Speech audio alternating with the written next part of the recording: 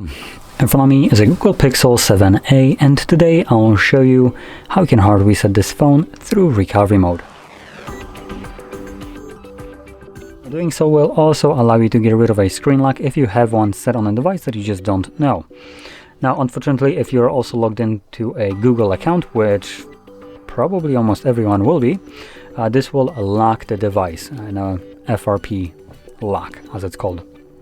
And for those that don't know what that is, it's basically Android's equivalent of iCloud lock. And it is a little bit crappier, so I will be making a video on how you can bypass this and then completely remove it for everyone who is interested in that.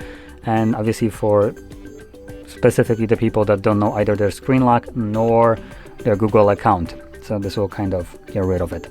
But jumping back to this video, let's begin by turning off our device. Now, before I do so, I'm going to quickly lock it just so you can see I have a pattern set on the device, and I'll progress from the lock screen as though I don't know it.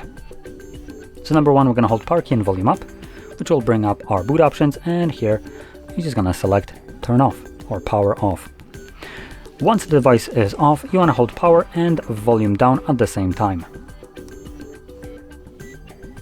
This will boot us into bootloader, so using volume buttons, you want to select recovery mode, which will appear right here, like this, and then confirm it with power button. Give it a second and you will see the Android with no command.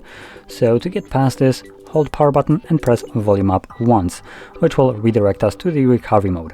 In here, using volume buttons again, you want to scroll down in order to select wipe data factory reset. Once it's selected, confirm it with the power button.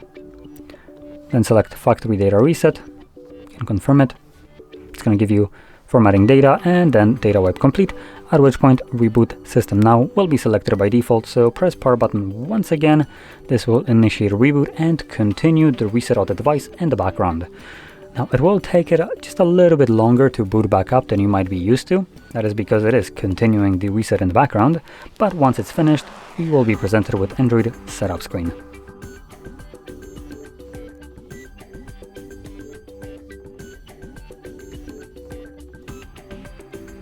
And as you can see, the process is now finished and you can set up your device however you like.